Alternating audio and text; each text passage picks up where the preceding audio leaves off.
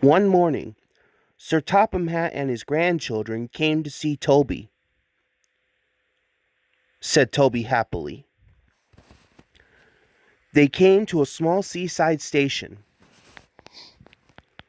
Soon Stephen and Bridget were playing in the sand, building a splendid castle. Sir Topham Hatt inspected it, replied Bridget, and Stephen showed him a map,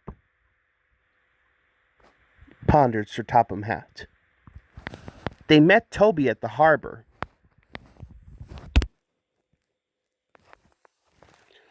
Soon they were in the wildest part of the island. They stopped by a lonely signal box, asked the signalman. Said the signalman. When the firemen switched the points, their adventure really began. Toby pushed past branches and bushes until they came to another little junction. There they saw two signs saying, "To the castle" and "To the mine."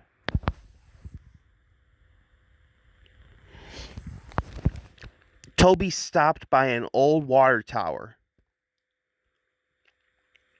replied Sir Topham Hatt. Once upon a time, the mine had been worked by the little engines, and their lines were still in place. But now everything was very rusty and overgrown.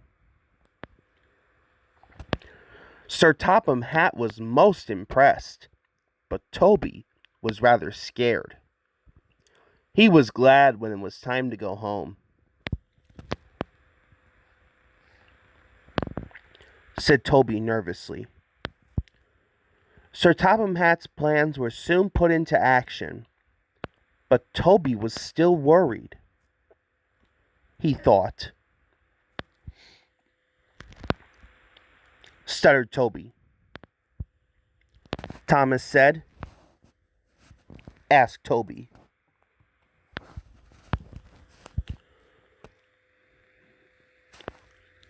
Night came. Toby looked anxiously around.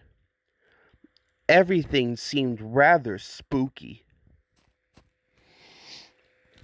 Quite suddenly, he heard a strange wheezing sound. He wailed. His driver asked. They returned quite soon, laughed his fireman.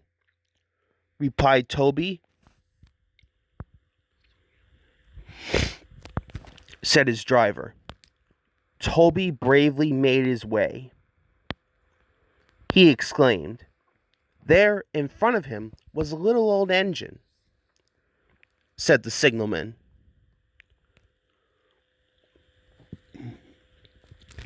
Bertram and Toby are now friends. They take the visitors to the castle and the mine.